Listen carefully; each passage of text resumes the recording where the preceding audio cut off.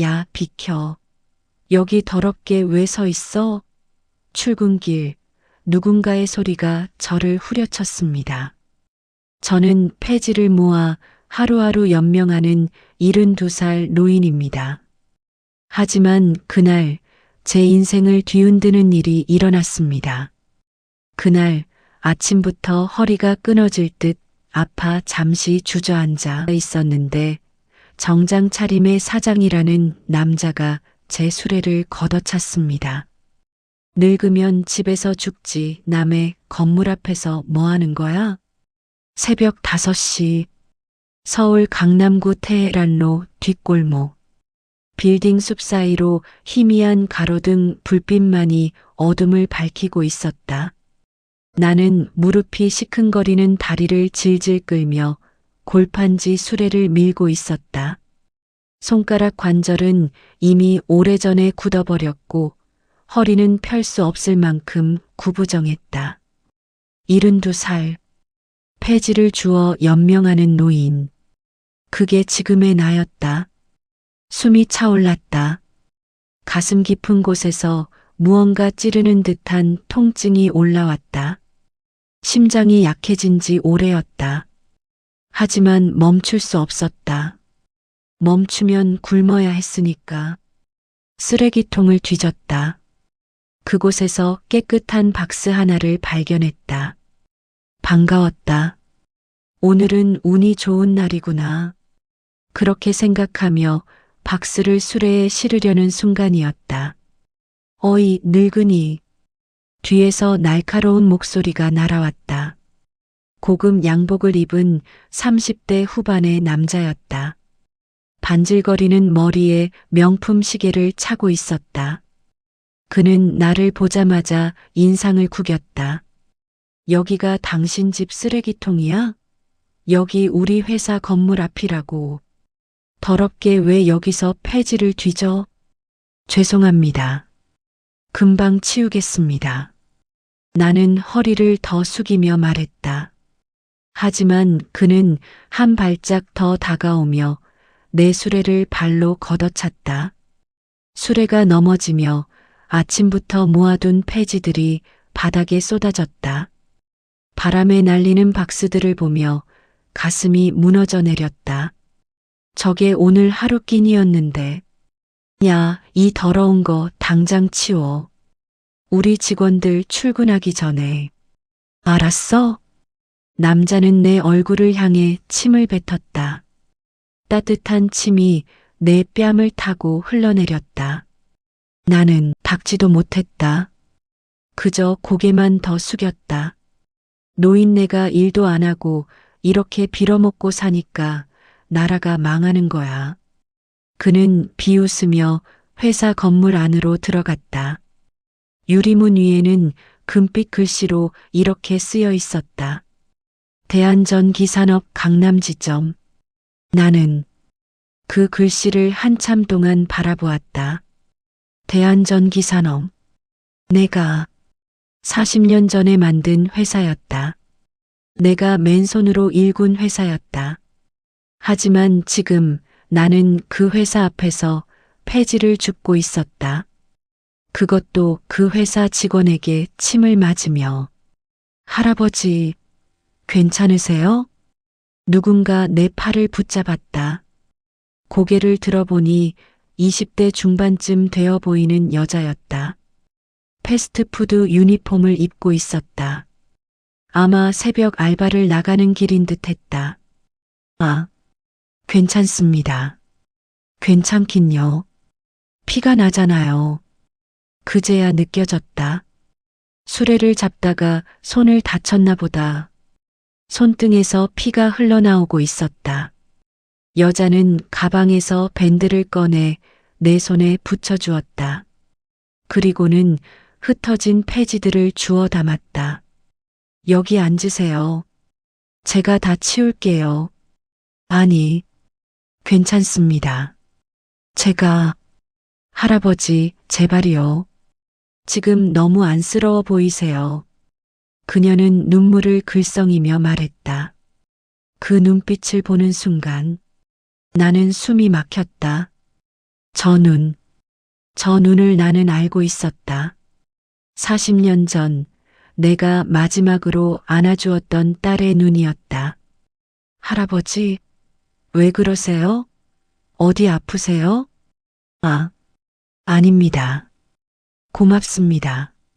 나는 떨리는 목소리로 겨우 대답했다. 그녀는 환하게 웃으며 말했다. 저 바로 저기 햄버거 가게에서 일해요. 혹시 배고프시면 언제든 오세요. 제가 따뜻한 거라도 드릴게요. 그녀는 가방에서 명함을 꺼냈다. 거기에는 이렇게 쓰여 있었다. 버거킹 테헤란 점 마이너스 기마린. 할인. 그 이름을 보는 순간 내 가슴 속 무언가가 무너져 내렸다. 할인. 그건 내가 딸에게 지어주었던 이름이었다.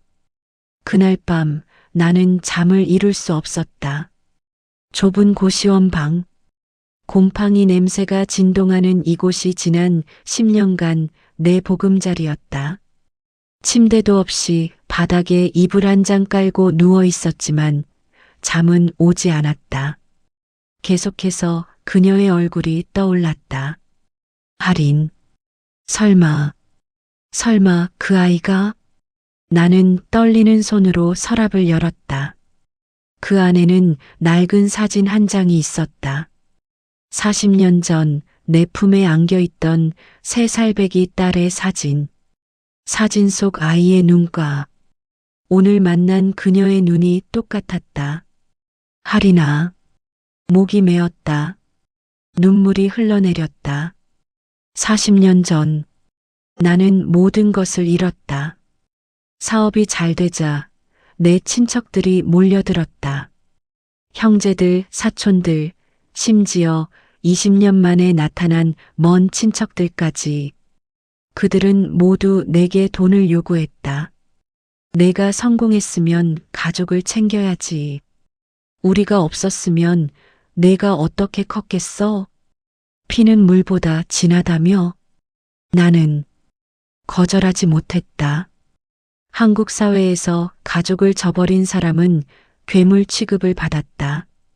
나는 그들에게 돈을 주었고 회사 지분까지 나눠주었다. 그리고 그들은 나를 배신했다.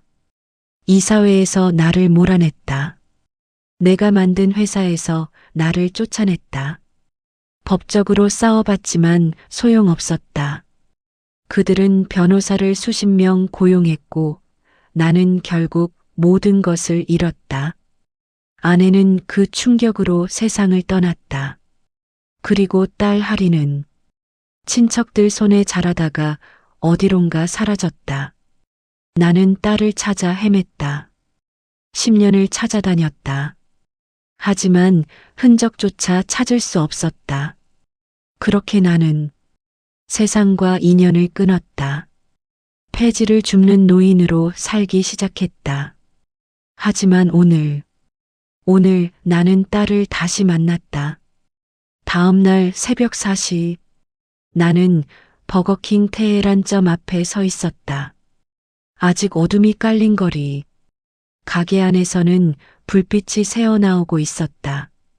그리고 그곳에서 할인이 일하고 있었다. 빨리 안 움직여. 손님들 오기 전에 다 치워야지. 목소리가 들렸다. 바로 어제 나를 모욕했던 그 남자였다. 그가 할인에게 소리를 지르고 있었다. 죄송합니다. 할인은 고개를 숙이며 바닥을 닦았다. 무릎을 꿇고 걸레로 구석구석을 닦았다. 너 같은 애들은 말이야. 돈 받을 자격도 없어. 알바 주제에 뭘 안다고 대들어? 남자는 할인의 머리를 툭툭 쳤다. 모욕적인 행동이었다. 나는 주먹을 쥐었다. 심장이 터질 듯 뛰었다. 분노가 온몸을 타고 올라왔다. 당장 달려가서 저놈의 멱살을 잡고 싶었다. 하지만 참았다. 아직은 아니었다. 나는 가게 밖에서 그녀를 지켜보았다. 그녀는 새벽 5시까지 일했고 퇴근 후에는 또 다른 편의점으로 향했다. 이중 알바를 하고 있었던 것이다. 나는 그녀를 따라갔다. 편의점에서도 그녀는 쉬지 않고 일했다. 손님들에게 친절하게 웃었고 힘든 내색 하나 없이 모든 일을 해냈다. 오후 3시 그녀는 드디어 일을 마치고 작은 고시원으로 들어갔다. 나는 멀리서 그 건물을 바라보았다. 딸아, 작은 목소리로 중얼거렸다. 아빠가 늦어서 미안하다. 그날 저녁 나는 오랜만에 그 사람에게 전화를 걸었다. 변호사 정입니다. 나야. 이강산이야. 전화 너머로 긴 침묵이 흘렀다. 회장님, 정말 회장님이십니까? 그래. 10년 만이지. 정 변호사는 내가 회사를 잃을 때 유일하게 내 편에 섰던 사람이었다. 그는 끝까지 나와 함께 싸웠고 결국 우리는 졌다. 하지만 그는 나를 잊지 않았다. 부탁이 하나 있네. 말씀하십시오. 김아린이라는 여자를 조사해줘. 지금 26살. 버거킹 테헤란점에서 알바를 하고 있어. 혹시 따님을? 응. 찾았어. 내 딸을 찾았어. 목소리가 떨렸다. 40년 만이었다. 그리고 하나 더. 대한전기산업의 현재 구조를 조사해줘. 특히 강남지점 관리자. 이름이 뭐더라? 박성준인가? 박성준. 확인하겠습니다. 그놈이 내 딸을 괴롭히고 있어. 그리고 나도 모욕했지.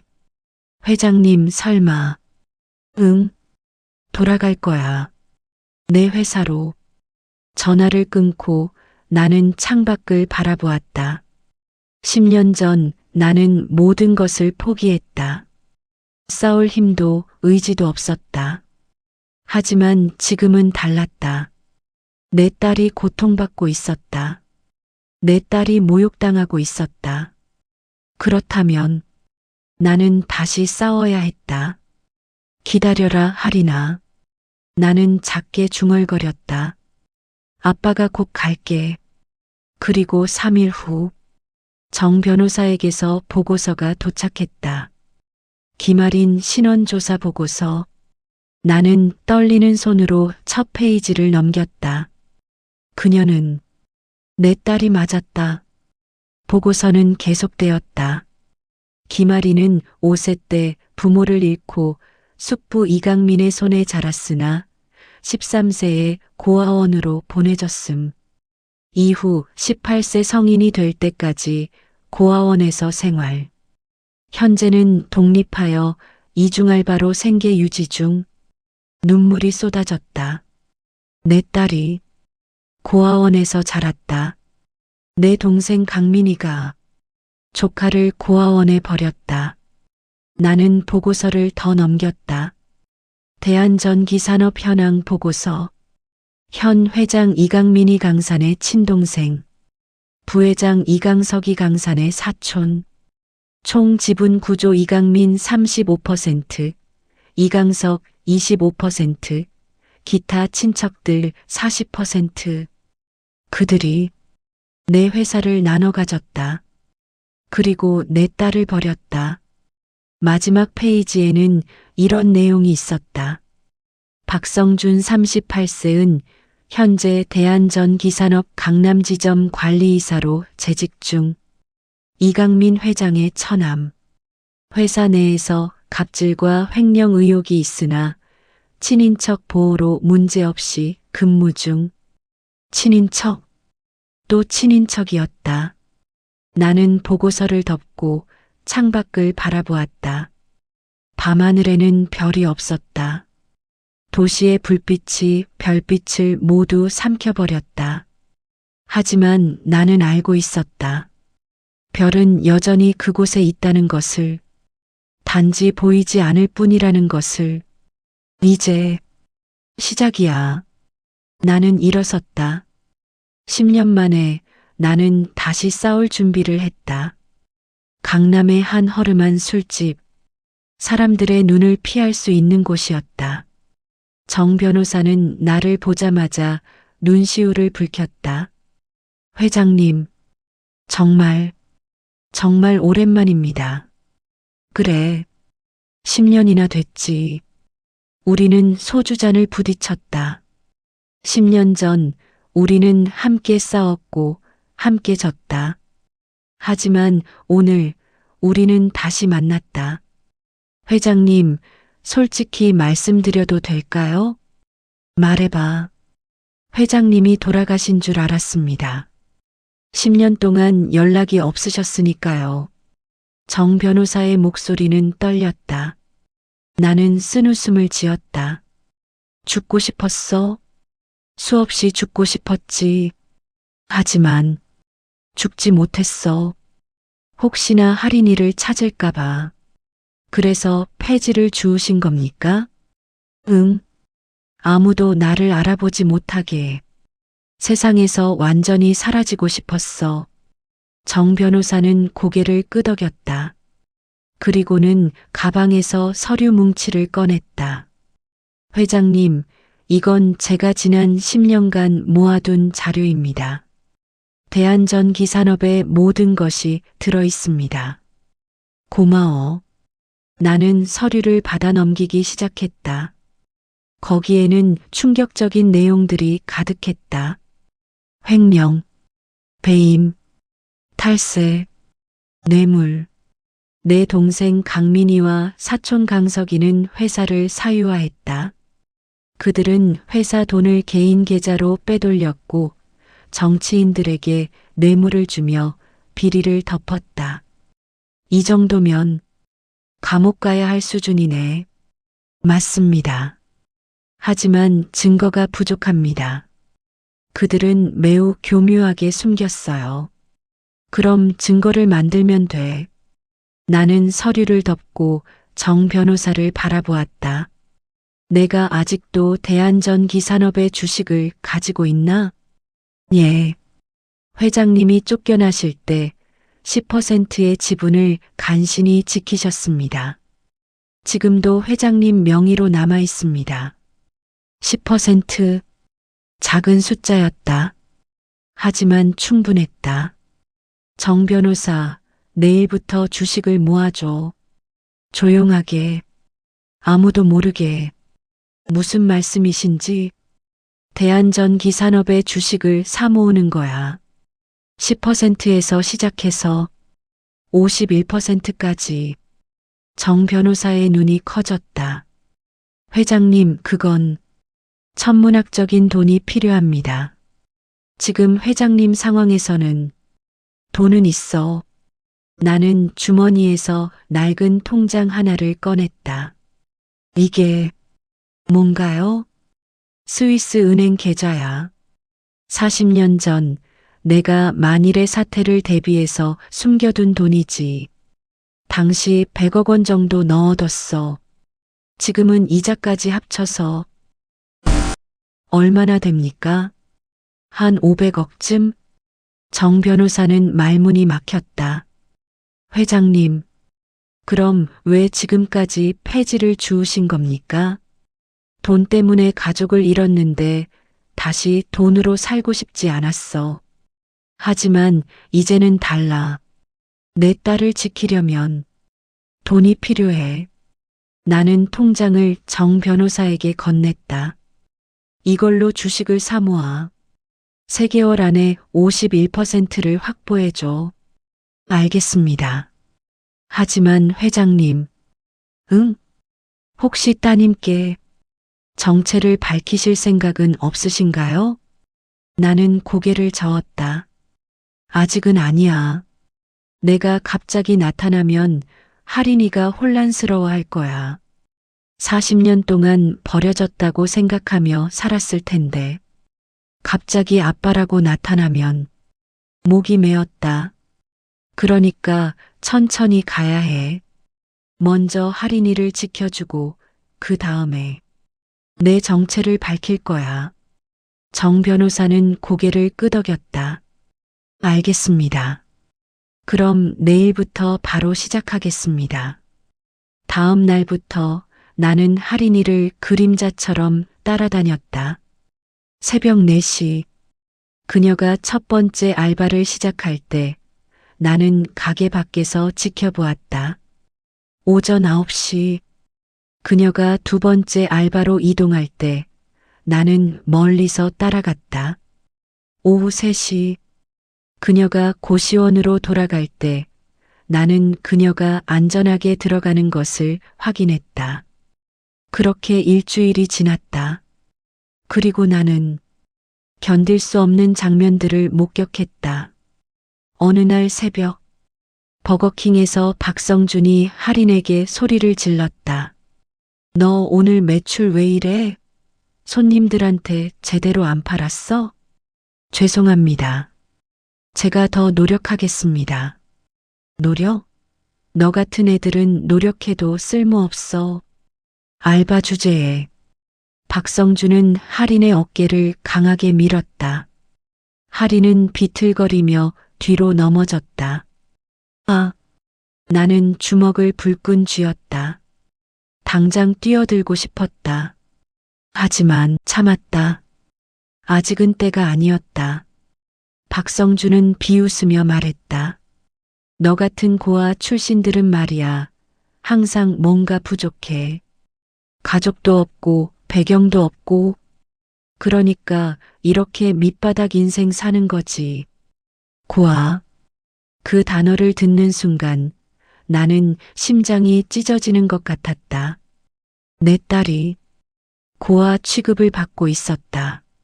나 때문에 내가 지켜주지 못해서 죄송합니다. 할인은 눈물을 참으며 일어났다. 그리고 다시 일을 시작했다. 나는 그 모습을 보며 눈물을 흘렸다.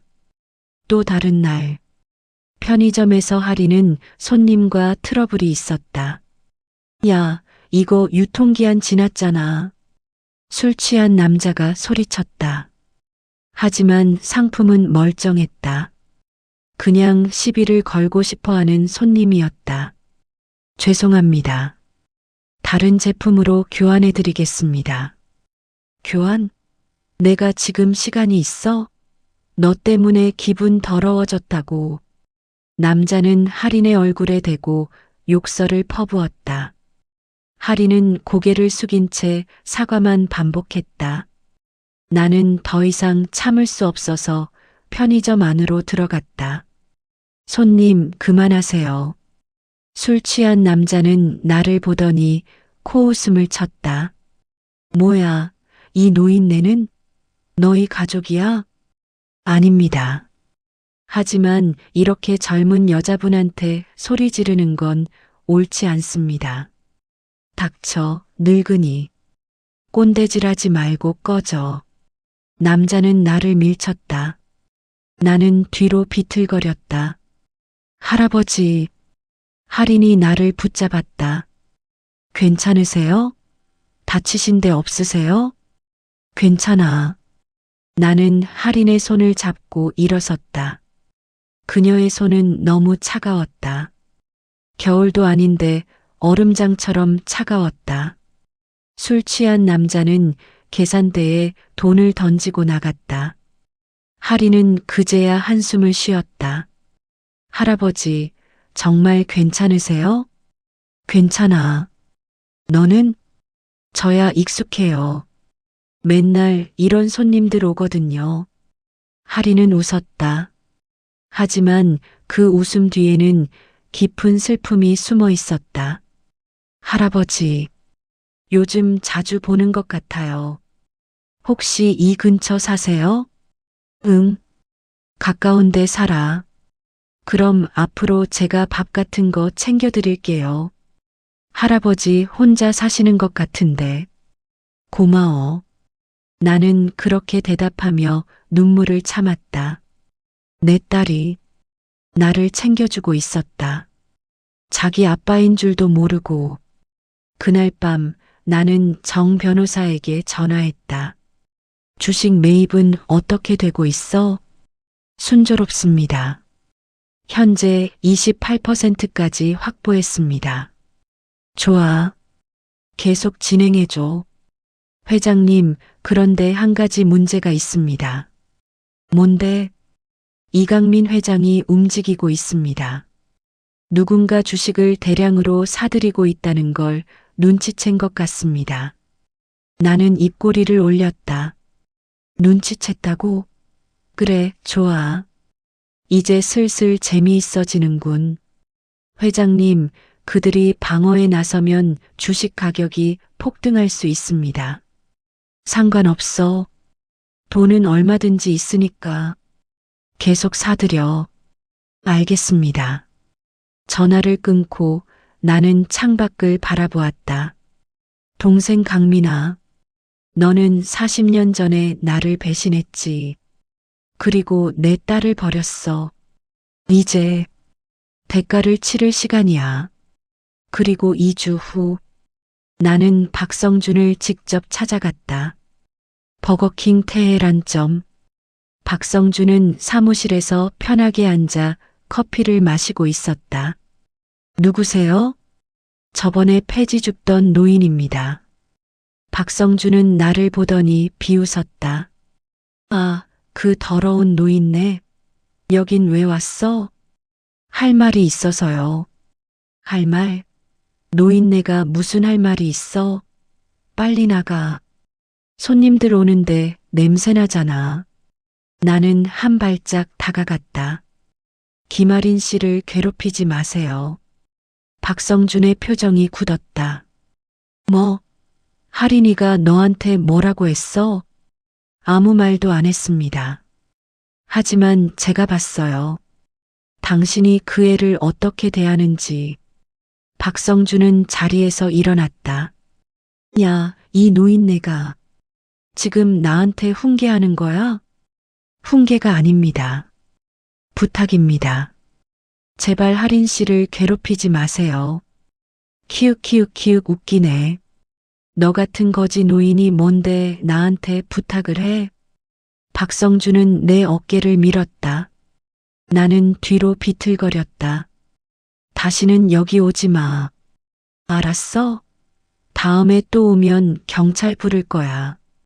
그리고 하린이? 그 애는 나한테 잘하고 있어. 알바생 주제에 말 잘 듣잖아.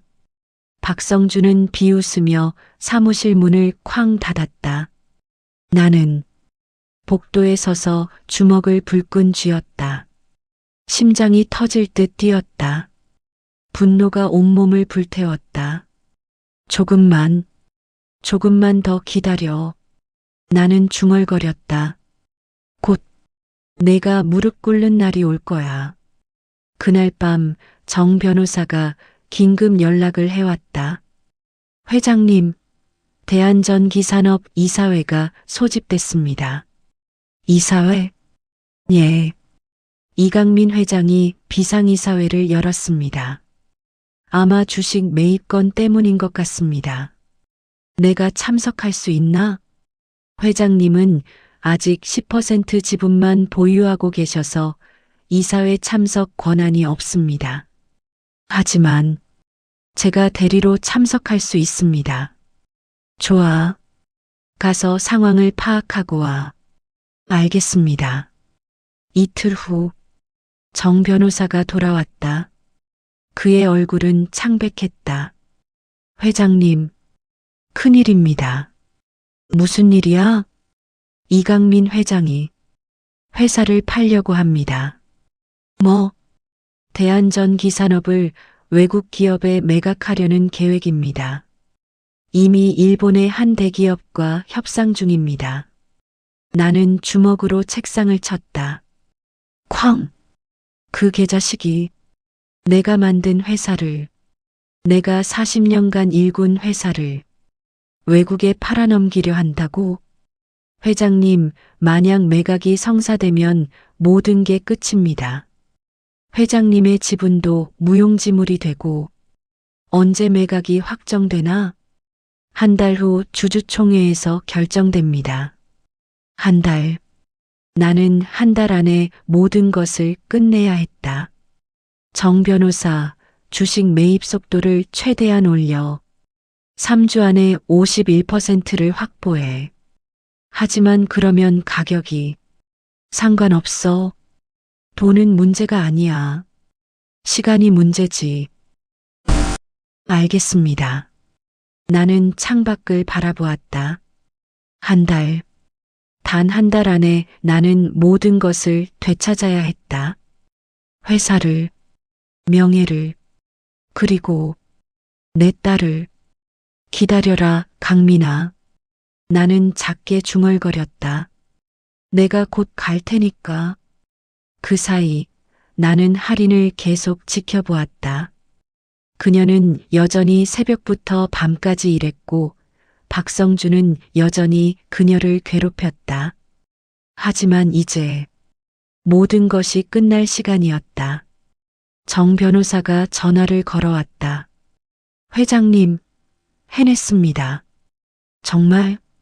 예, 52%입니다. 과반을 넘었습니다. 나는 주먹을 불끈 쥐었다. 좋아. 이제 주주총회만 남았군. 회장님, 내일이 주주총회입니다. 준비되셨습니까? 응. 40년 동안 준비해 왔어. 나는 전화를 끊고 옷장을 열었다. 거기에는 10년 전 마지막으로 입었던 양복이 걸려 있었다. 낡았지만 아직 입을 만했다. 나는 면도를 했다. 머리를 정리했다. 그리고 양복을 입었다. 거울을 보니 낯선 사람이 서 있었다.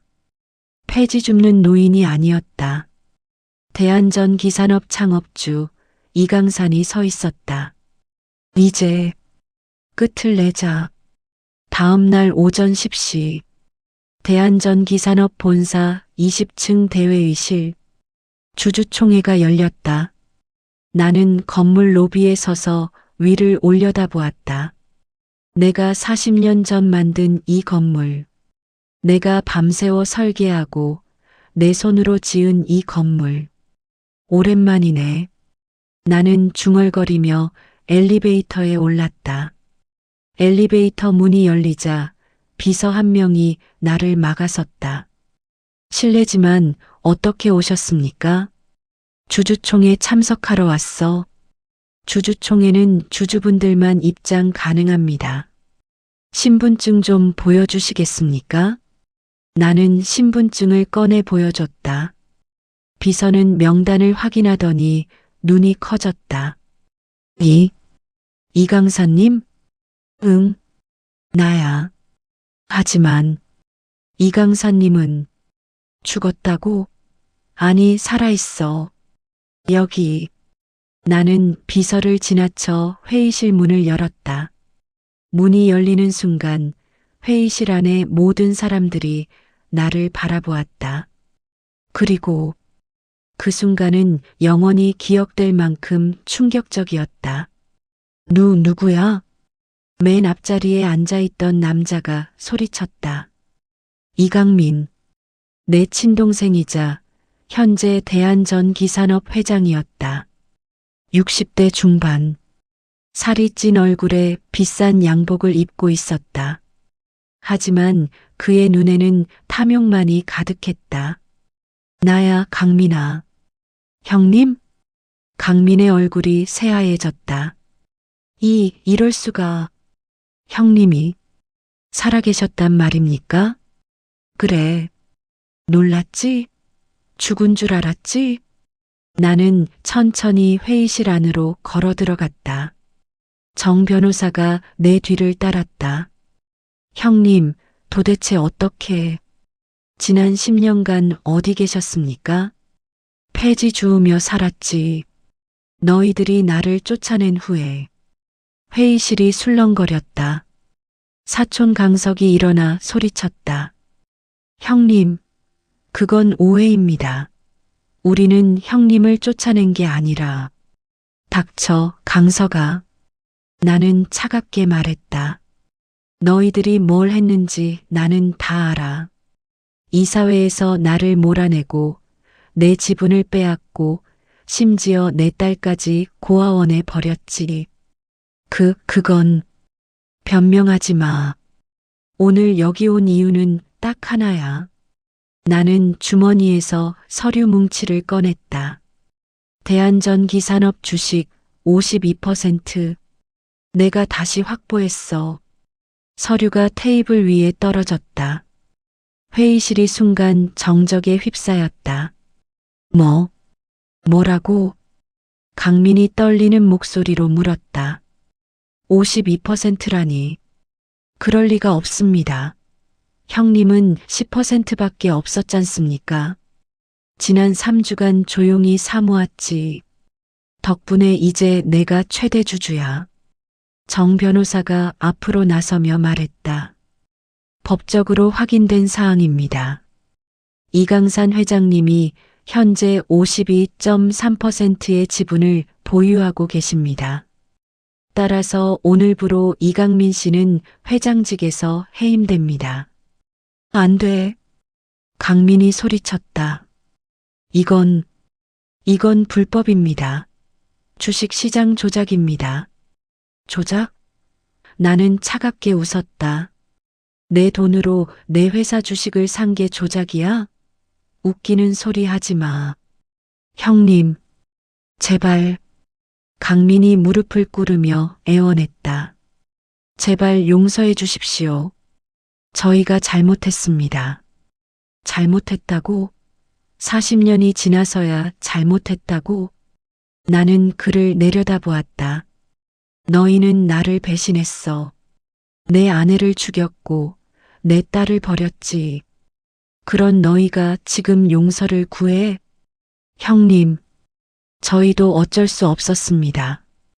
회사가 어려워서. 거짓말하지 마.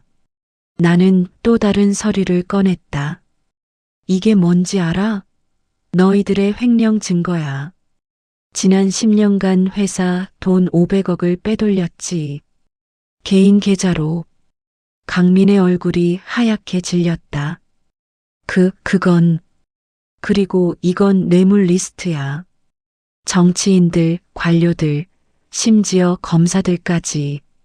너희가 얼마나 더러운 짓을 했는지 여기 다 나와 있어. 나는 서류를 테이블에 던졌다. 오늘부로 너희는 모두 해임이야. 그리고 횡령과 배임으로 고소할 거야. 형님, 제발. 강민이 내 다리를 붙잡았다. 저희를 감옥에 보내지 마세요. 제발. 나는 그의 손을 뿌리쳤다. 내 딸을 고아원에 보낼 때는 생각 안 했지? 조카를 버릴 때는? 그건 회사 사정이. 닥쳐. 나는 소리쳤다. 너희는 변명할 자격도 없어. 당장 나가. 이 회사에서. 경비들이 들어와 강민과 강석을 끌어냈다. 그들은 발버둥 치며 소리쳤지만 아무도 그들을 돕지 않았다. 회의실이 조용해졌다. 나는 회장 자리에 앉았다. 오늘부터 내가 다시 대한전기산업 회장이야. 이에 있는 사람? 아무도 대답하지 않았다. 좋아. 그럼 회의 끝. 회의가 끝나고 나는 혼자 회장실에 남았다. 40년 만에 돌아온 내 방. 창밖으로 보이는 서울 풍경은 예전과 똑같았지만 나는 완전히 달라져 있었다. 이제 할인이한테 말해야 하는데 나는 중얼거렸다. 어떻게 말해야 할까? 할인아, 나는 내 아빠야. 그렇게 말하면 그녀가 믿을까? 40년 동안 버려졌다고 생각했던 그녀가 갑자기 나타난 노인을 아빠로 받아들일까? 문이 열렸다. 정 변호사가 들어왔다. 회장님, 축하드립니다. 고마워. 그런데 한 가지 말씀드릴 게 있습니다. 뭔데? 박성준입니다. 이강민 회장의 처남인 박성준 말입니다. 아, 할인이를 괴롭히던 그놈. 예. 그자가 지금 회사 로비에서 난동을 부리고 있습니다. 나는 눈썹을 찌푸렸다. 무슨 난동? 자기 매형이 해임됐으니 자기도 억울하다며 보상금을 내놓으라고 합니다. 나는 픽 웃었다. 재미있네. 데리고 와. 예. 그놈을 내 앞으로 데리고 와. 내가 직접 처리할게. 10분 후 박성준이 회장실로 끌려왔다. 아, 손 놔. 그는 경비들의 손을 뿌리치며 소리쳤다. 그리고 나를 보자 눈이 커졌다. 너는 폐지 줍던 노인? 그래, 나야. 뭐야, 어떻게 된 거야? 너 같은 거지가 왜 회장실에 있어? 나는 의자에 기대며 말했다. 앉아. 뭐? 앉으라고. 할 얘기가 있어. 박성준은 어리둥절한 표정으로 의자에 앉았다. 너 김아린 알지? 그 이름을 듣자 박성준의 표정이 바뀌었다. 할인이? 그 알바생?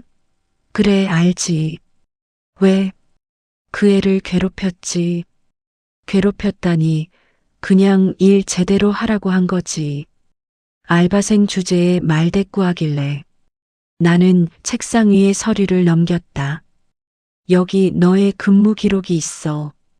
지난 2년간 알바생 10명을 그만두게 만들었더구나. 그중 3명은 정신과 치료까지 받았고, 그건, 그리고 회사 돈 횡령, 매출 조작, 심지어 알바생들 급여까지 떼먹었지. 박성준의 얼굴이 창백해졌다. 너, 어떻게, 나는 이 회사 회장이야. 알고 싶은 건 다 알 수 있지. 나는 자리에서 일어나 그에게 다가갔다. 너는 오늘부로 해고야. 그리고 횡령죄로 고소할 거야. 뭐?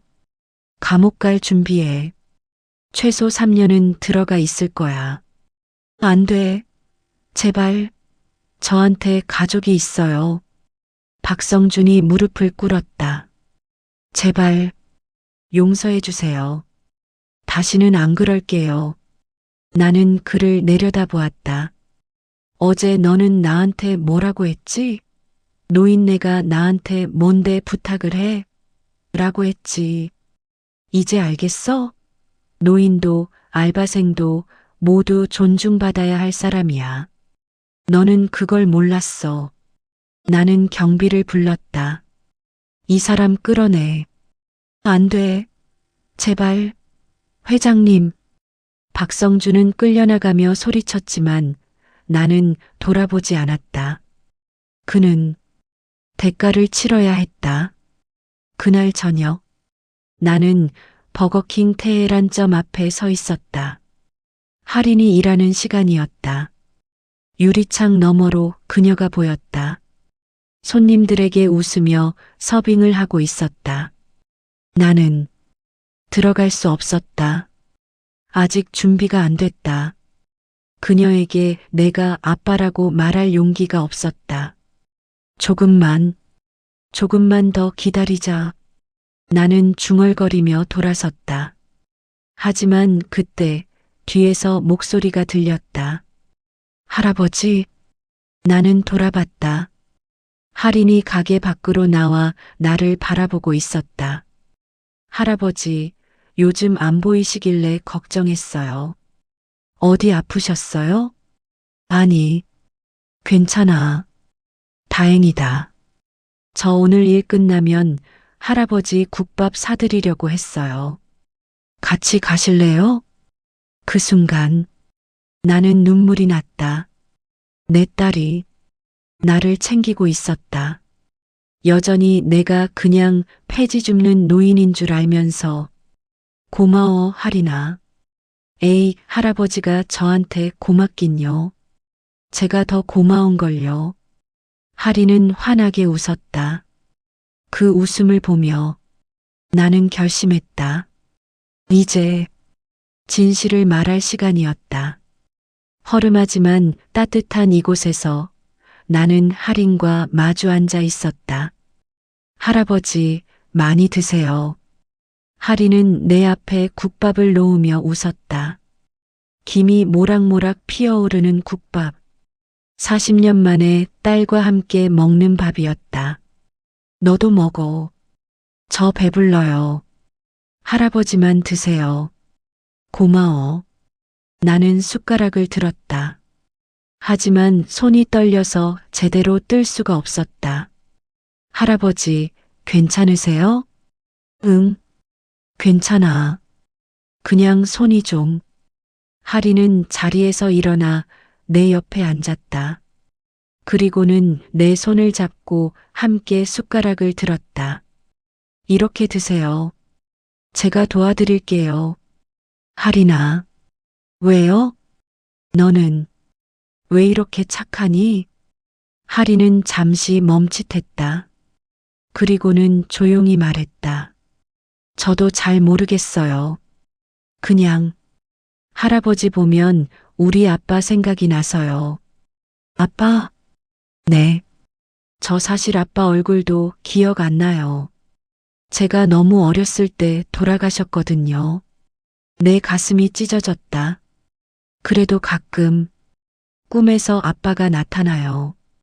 저를 안아주시면서 미안하다고 하시는 꿈이요. 할아버지 보면 그 꿈이 생각나요. 그래서 자꾸 챙기게 돼요. 하리는 눈물을 훔쳤다. 나는 더 이상 참을 수 없었다. 하리나, 나는, 네, 나는 말이 나오지 않았다. 목이 메었다. 40년간 준비했던 말인데 막상 하려니 입이 떨어지지 않았다. 할아버지, 할인이 걱정스러운 눈으로 나를 바라봤다. 할아버지, 어디 많이 아프세요? 병원 가실래요? 아니, 괜찮아. 그냥 나는 주머니에서 무언가를 꺼냈다. 낡은 목걸이 하나. 40년 전 할인의 어머니가 끼고 있던 목걸이였다. 이게 뭐예요? 할인은 목걸이를 받아들었다. 이거 오래된 것 같은데. 응, 40년 됐어. 40년? 그럼 할아버지 것이에요? 아니, 내 엄마 거였어. 순간 할인의 손이 멈췄다. 엄마요? 응. 나는 떨리는 목소리로 말을 이어갔다. 너의 엄마, 최은주. 그 사람이 이 목걸이를 항상 끼고 있었어. 너를 낳던 날까지. 할인의 눈이 커졌다. 할아버지, 어떻게 우리 엄마를. 왜냐하면 나는 그녀의 눈을 똑바로 바라보았다. 나는 내 아빠니까. 시간이 멈췄다. 하리는 나를 멍하니 바라보았다. 눈물이 그녀의 뺨을 타고 흘러내렸다. 뭐라고요?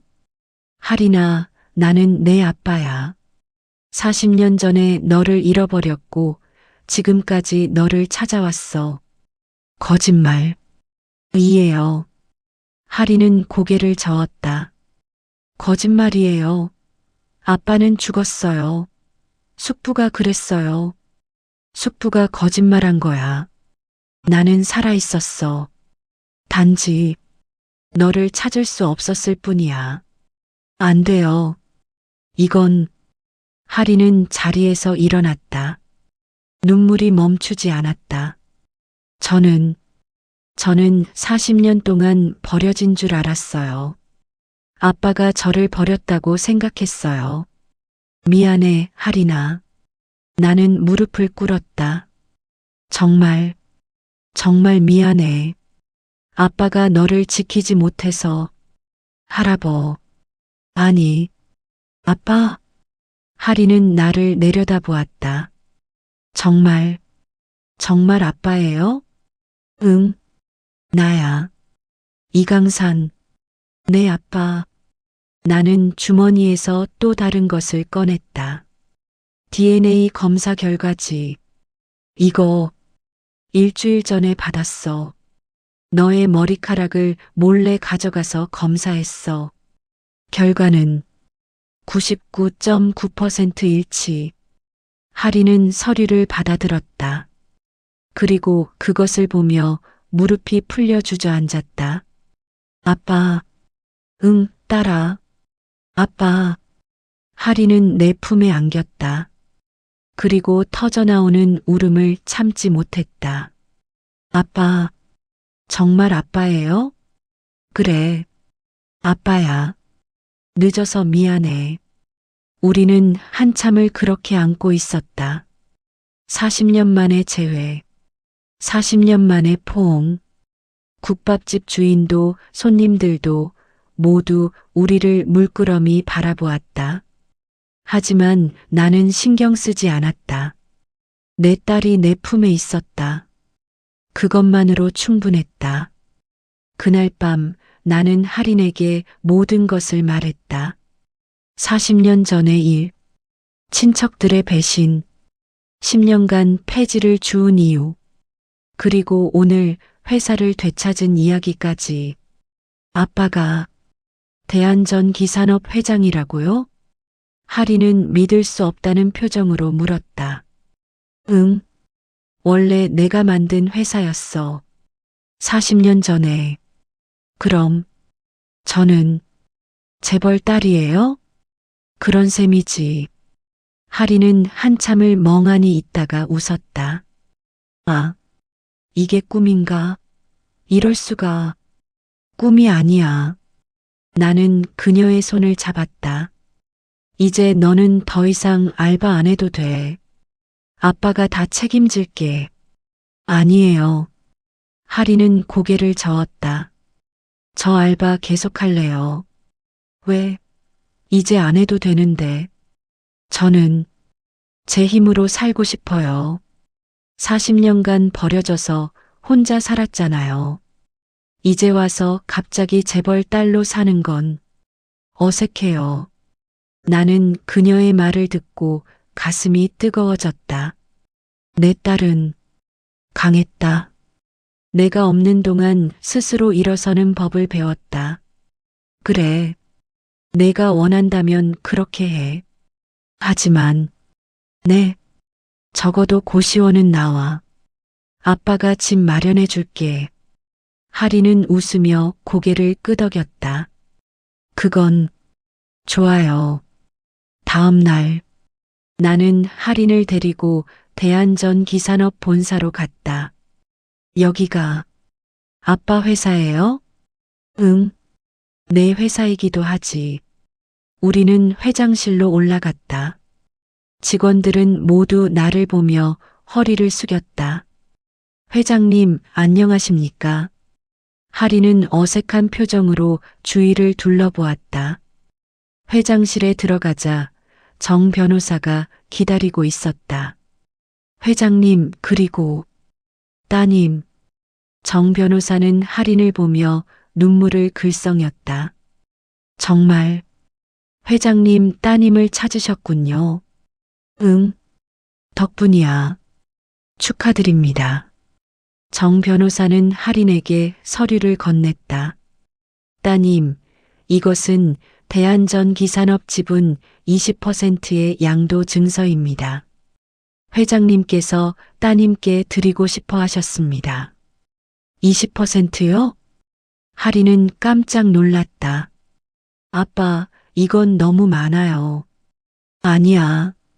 원래 내 거였어. 40년 전에 내가 내 이름으로 만들어뒀던 거야. 하지만, 받아, 하리나. 이건 내 권리야.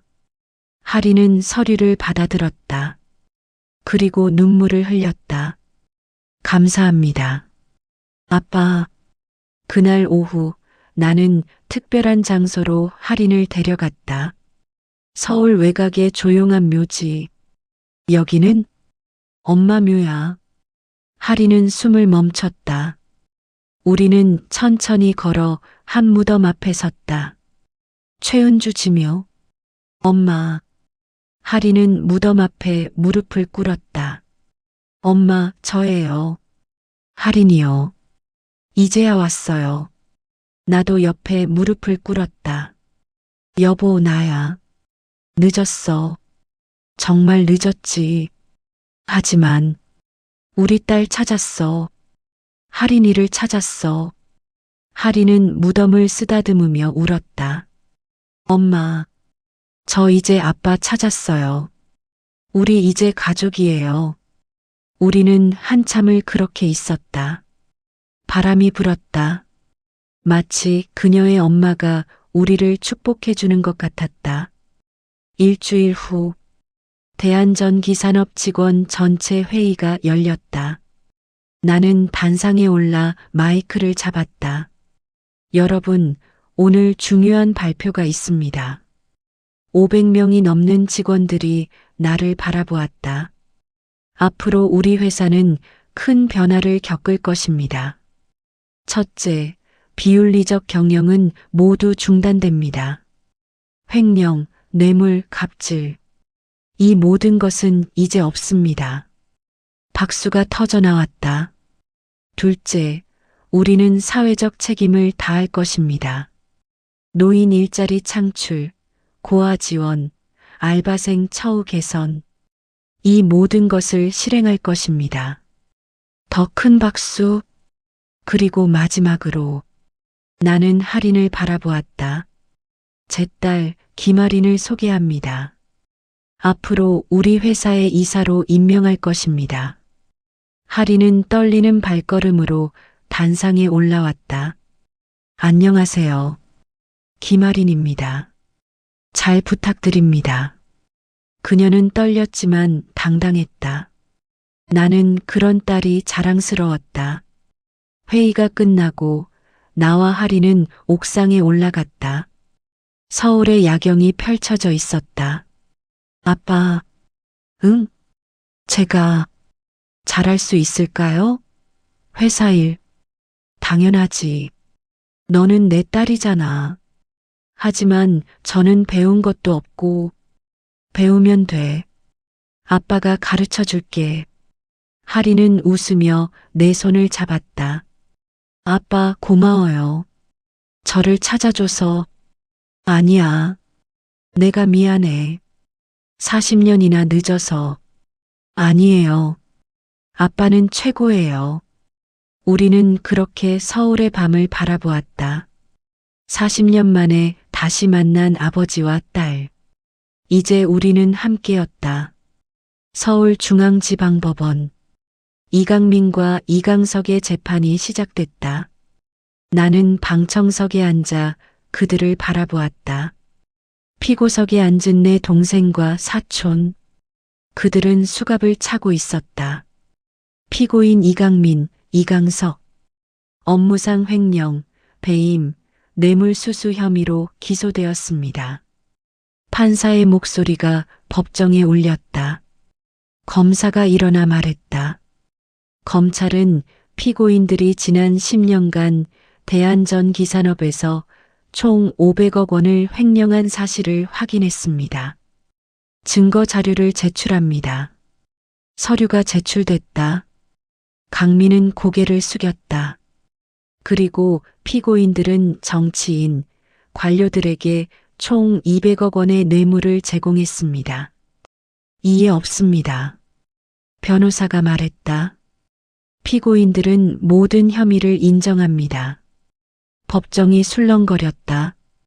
강민은 나를 바라보았다. 그의 눈에는 후회가 가득했다. 형님, 죄송합니다. 나는 대답하지 않았다. 판사가 판결을 내렸다. 피고인 이강민, 징역 7년. 피고인 이강석, 징역 5년. 이해 없습니까? 없습니다. 강민과 강석은 법정 밖으로 끌려갔다. 나는 그들을 끝까지 지켜보았다. 복수는 이루어졌다.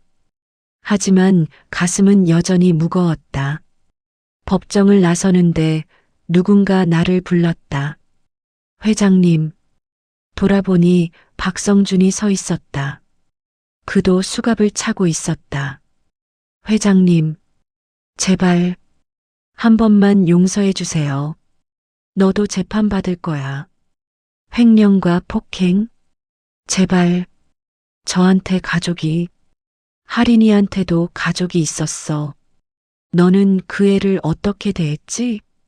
박성준은 대답하지 못했다. 너는 약자를 짓밟았어. 이제 대가를 치러. 경찰이 그를 끌고 갔다. 나는 법원을 나섰다. 밖에서 할인이 기다리고 있었다. 아빠, 끝났어요? 응, 끝났어. 후련하세요? 나는 고개를 저었다. 후련하지 않아. 그냥 슬퍼. 왜요? 그들도 한때는 내 가족이었으니까. 비록 배신했지만 할인은 내 손을 잡았다. 아빠는 착해요. 그래도 너무 착하지는 마세요. 그 사람들은 아빠를 배신했잖아요. 그래, 알아. 우리는 차에 올랐다. 그날 저녁 나는 특별한 손님을 만났다. 청와대에서 온 비서관이었다. 회장님, 대통령께서 회장님을 만나고 싶어 하십니다. 대통령이? 예. 회장님의 이야기를 듣고 감동받으셨다고 합니다. 무슨 이야기? 10년간 폐지를 주우시며 딸을 찾으셨다는 이야기요. 언론에 많이 나왔습니다. 나는 깜짝 놀랐다. 언론에? 예. 지금 회장님은 대한민국에서 가장 유명한 아버지십니다. 나는 웃었다. 그래. 나는 그냥 할 일을 했을 뿐인데 대통령께서 노인 복지 정책에 대해 의논하고 싶어 하십니다. 회장님의 경험이 도움이 될 것 같다고 하시네요. 좋아. 만나지. 일주일 후 나는 청와대를 방문했다. 대통령은 나를 따뜻하게 맞아주었다. 회장님 뵙게 되어 영광입니다. 저도 영광입니다. 대통령님. 우리는 집무실에 앉았다. 회장님의 이야기를 듣고 많은 것을 느꼈습니다. 우리 사회가 노인들을 어떻게 대하는지. 대통령님, 노인은 짐이 아닙니다. 그들도 존엄한 인간입니다. 맞습니다. 그래서 제가 회장님께 부탁드리고 싶은 것이 있습니다. 말씀하세요. 노인 일자리 창출 프로젝트를 함께 진행해 주시겠습니까? 회장님의 회사가 앞장서 주신다면 나는 고개를 끄덕였다. 물론입니다. 기꺼이 하겠습니다. 대통령은 환하게 웃었다. 감사합니다, 회장님. 회장님 같은 분이 계셔서 대한민국이 희망적입니다. 한 달 후, 대한전기산업은 노인 일자리 창출 프로그램을 시작했다. 60세 이상 노인 1000명을 채용했다. 그들은 회사 곳곳에서 일했다.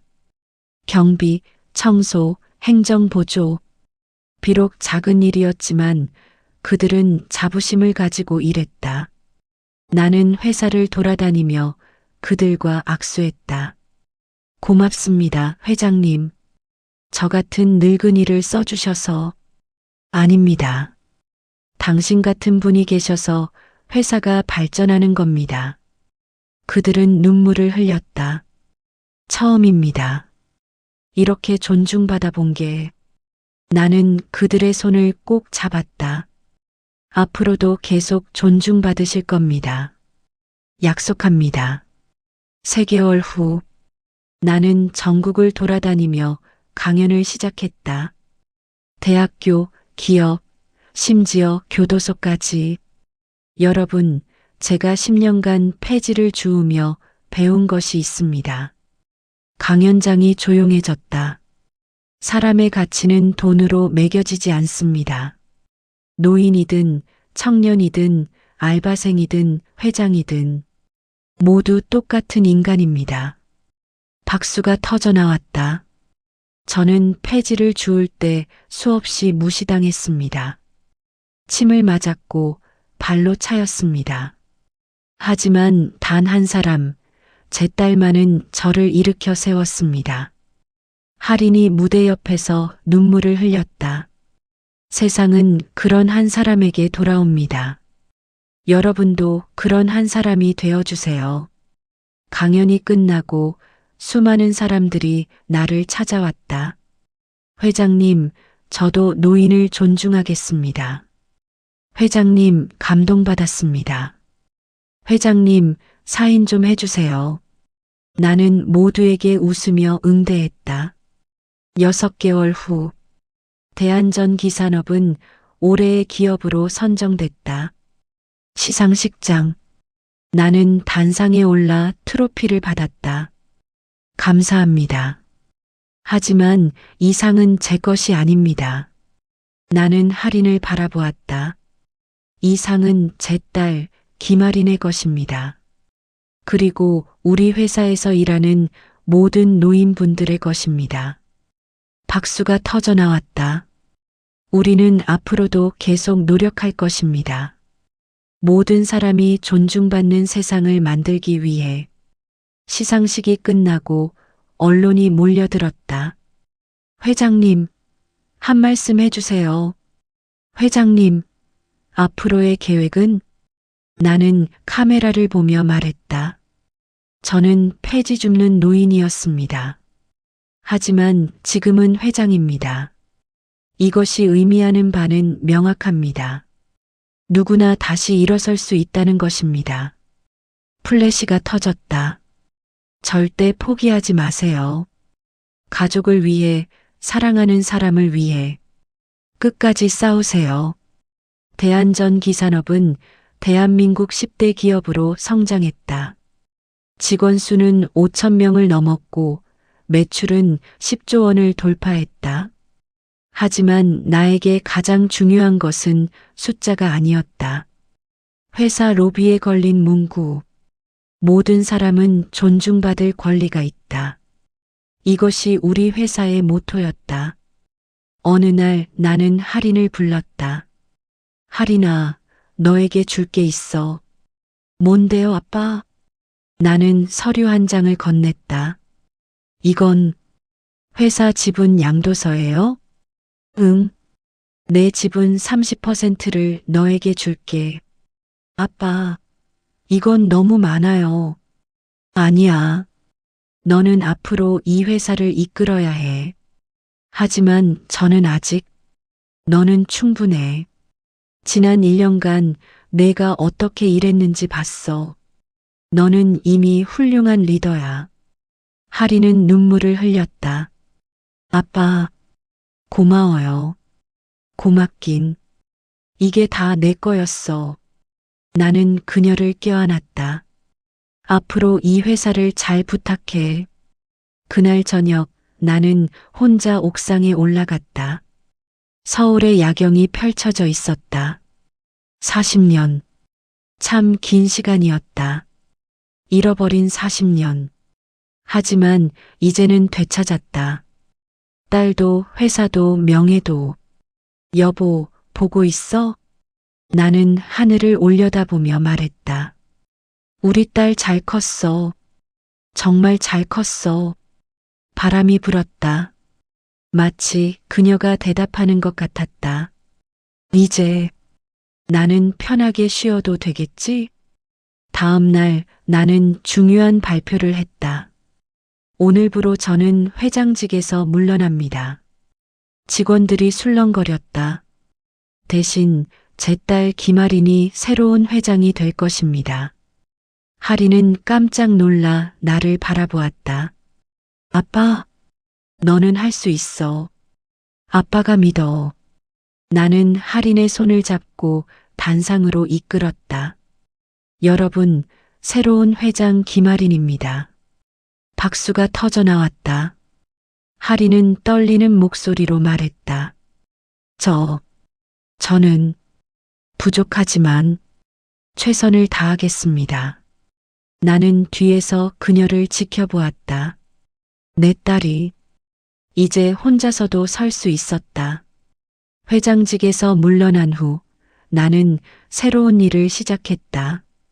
노인인권센터 설립. 전국의 노인들을 돕는 비영리 단체였다. 회장님, 왜 이런 일을 하시는 겁니까? 기자가 물었다. 저는 10년간 폐지를 주우며 느꼈습니다. 노인들이 얼마나 무시당하는지를. 하지만 이제 회장님은 부자이신데 돈이 중요한 게 아닙니다. 사람이 중요한 거죠. 나는 전국을 돌아다니며 노인들을 만났다. 폐지 줍는 노인, 식당에서 설거지하는 노인, 공원에서 혼자 앉아 있는 노인. 나는 그들 모두와 대화했다. 할아버지, 힘드시죠? 응, 힘들지. 하지만 살아야지. 앞으로는 저희가 도와드릴게요. 일자리도 찾아드리고 생활비도 지원해 드릴게요. 정말인가? 고맙네. 그들은 눈물을 흘렸다. 나도 함께 울었다. 그들 속에서 과거의 나를 봤기 때문이다. 2년이 흘렀다. 노인인권센터는 전국 신계 지점으로 확대됐다. 1만 명 이상의 노인들이 도움을 받았다. 나는 뿌듯했다. 어느 날 할인이 센터로 나를 찾아왔다. 아빠, 좋은 소식이 있어요. 뭔데? 회사 매출이 작년 대비 200% 성장했어요. 정말? 잘했네. 그리고 노인 일자리도 3,000명으로 늘렸어요. 나는 할인을 꼭 안았다. 자랑스럽다, 딸아. 아빠 덕분이에요. 아빠가 만들어 놓은 기반이 있었으니까. 아니야. 이건 다 내 실력이야. 우리는 함께 웃었다. 그날 저녁 나는 특별한 곳으로 할인을 데려갔다. 40년 전 내가 처음 회사를 시작했던 그 작은 사무실. 여기는 아빠가 처음 사업을 시작한 곳이야. 3평짜리 사무실이었지. 와, 정말 작네요. 그래. 여기서 혼자 밤새워 일했어. 돈도 없고 사람도 없고. 하지만 꿈은 있었지. 어떤 꿈이요? 좋은 회사를 만들고 싶었어. 사람들이 행복하게 일하는 회사. 나는 할인을 바라보았다.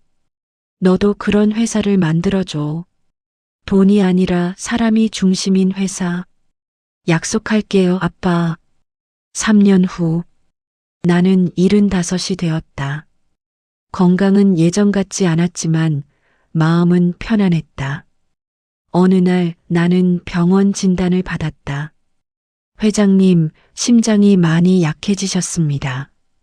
무리하지 마세요. 얼마나 남았나요?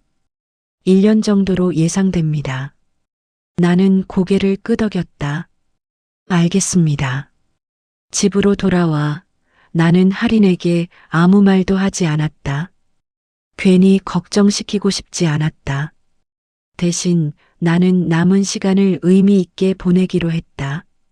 나는 전국의 노인들 계속 오전 1043을 더욱 열심히 도왔다. 강연도 계속했다. 여러분, 인생은 언제든 다시 시작할 수 있습니다. 저는 70대에 다시 시작했습니다. 청중들은 감동의 눈물을 흘렸다. 포기하지 마세요. 끝까지 싸우세요. 6개월이 지났다. 내 몸은 점점 약해졌다. 하지만 나는 계속 일했다. 할인은 걱정했다. 아빠, 좀 쉬세요. 너무 무리하시는 것 같아요. 괜찮아. 아빠는 일할 때 가장 행복해. 하지만 할인아, 아빠는 지금 인생에서 가장 행복해. 너와 함께 있고 사람들을 돕고 있으니까. 하리는 눈물을 흘렸다. 그리고 1년이 흘렀다. 나는 병원 침대에 누워 있었다. 심장이 더 이상 버티지 못했다. 의사는 말했다. 회장님, 이제 시간이 얼마 남지 않으셨습니다. 알고 있어요. 나는 창밖을 바라보았다. 봄이었다. 벚꽃이 흩날리고 있었다. 할인이를 불러주세요. 30분 후 할인이 달려왔다. 아빠. 그녀는 울먹이며 내 손을 잡았다. 아빠, 괜찮으세요? 응, 괜찮아. 나는 그녀의 손을 꼭 잡았다. 할인아, 아빠 말 좀 들어줄래? 네, 아빠. 아빠는 너를 만나서 정말 행복했어. 40년을 기다린 보람이 있었어. 아빠, 울지 마세요. 아니야, 이건 행복한 눈물이야. 나는 그녀의 머리를 쓰다듬었다. 너는 아빠보다 훨씬 훌륭한 사람이 됐어. 아빠가 자랑스러워. 아빠, 저는 아빠 없인 못 살아요. 살 수 있어. 너는 강한 아이니까. 나는 침대 옆 서랍을 열었다. 이거 받아.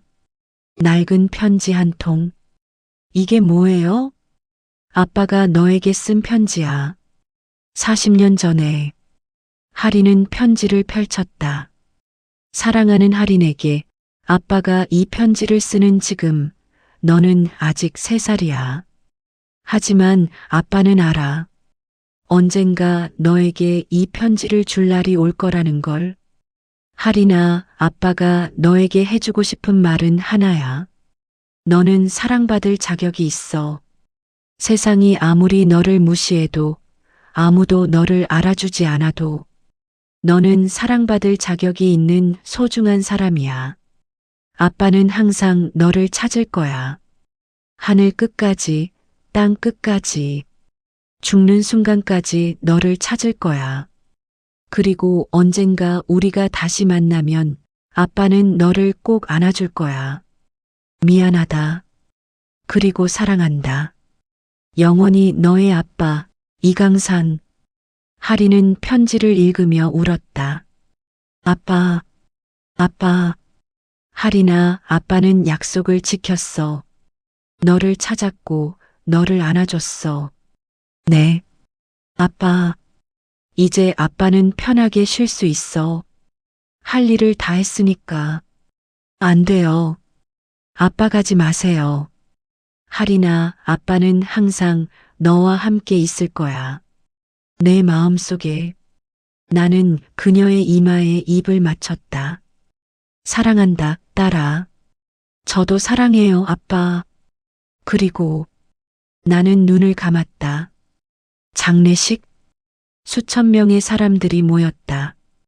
직원들, 노인들, 언론, 정치인들. 모두가 나를 애도했다. 하지만 가장 슬퍼한 사람은 할인이었다. 그녀는 관 앞에서 무릎을 꿇고 울었다. 아빠, 아빠. 정 변호사가 그녀를 부축했다. 따님, 회장님은 행복하게 가셨습니다.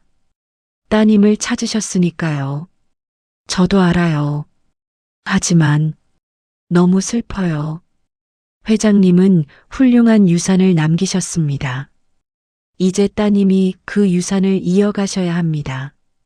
할인은 눈물을 닦고 일어섰다. 네, 제가 이어갈게요. 아빠의 뜻을. 장례식 후 할인은 회사로 돌아갔다. 회장실. 아버지가 앉았던 그 자리에 그녀가 앉았다. 책상 위에는 아버지가 남긴 마지막 메모가 있었다. 할인에게 아빠가 떠난 후 너는 외로울 거야. 하지만 기억해. 너는 혼자가 아니야. 수천 명의 직원들이 너를 믿고 있어. 수만 명의 노인들이 너를 응원하고 있어. 그리고 무엇보다 아빠가 하늘에서 너를 지켜보고 있어. 힘내, 딸아. 너는 할 수 있어. 영원히 사랑해. 아빠.